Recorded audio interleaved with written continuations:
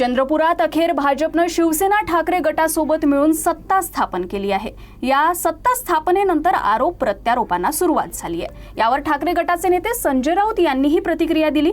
स्थानिक नेत्यांना कोणत्याही परिस्थितीत भाजपसोबत न जाण्याचे स्पष्ट निर्देश देण्यात आले होते।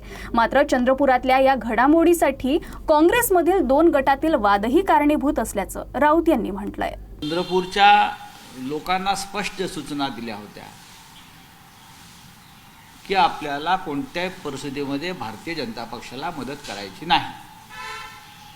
आपण एका वेगळ्या भूमिकेत आहोत। विरोधी पक्षात बसायला लागलं तरी हरकत नाही, उलट उत्तम प्रकारे आपल्याला काम करता येईल। तरीही काँग्रेसच्या घोळामुळे स्थानिक लोकांनी हा निर्णय घेतला। याचा अर्थ आम्ही भारतीय जनता पक्षाबरोबर गेलो असं मी मानायला तयार नाही। मुंबईत गेल्यावरती आम्ही याच्यावरती चर्चा करू।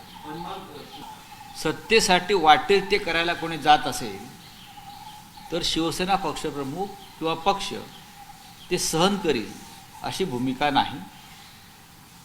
उद्या आजच आम्ही उद्धवजींना भेटू, उद्धवजीशी चर्चा करू आणि त्यानंतर पक्षप्रमुख निर्णय घेतील। पण पक्षप्रमुखांची भूमिका अत्यंत स्पष्ट आणि परखड होती। विरोधी पक्षात बसावं लागलं तरी चालेल, हे लक्षात घ्या। विरोधी पक्षात बसावं लागलं तरी चालेल ही त्यांची वारंवार भूमिका राहिली या सगळ्या चंद्रपूरच्या विषयामध्ये। पण काँग्रेस पक्षच इतका विस्कळीत झाला त्या भागामध्ये, म्हणजे खरं म्हणजे काँग्रेसला लाज वाटली पाहिजे की 27 सर्वाधिक नगरसेवक निवडून आलेले असताना ते सत्ता चंद्रपूरची मिळवू शकले नाहीत। याला जबाबदार कोण याची चौकशी उच्च पातळीवरती व्हायला पाहिजे। शिवसेनेला दोष देऊन अर्थ नाही।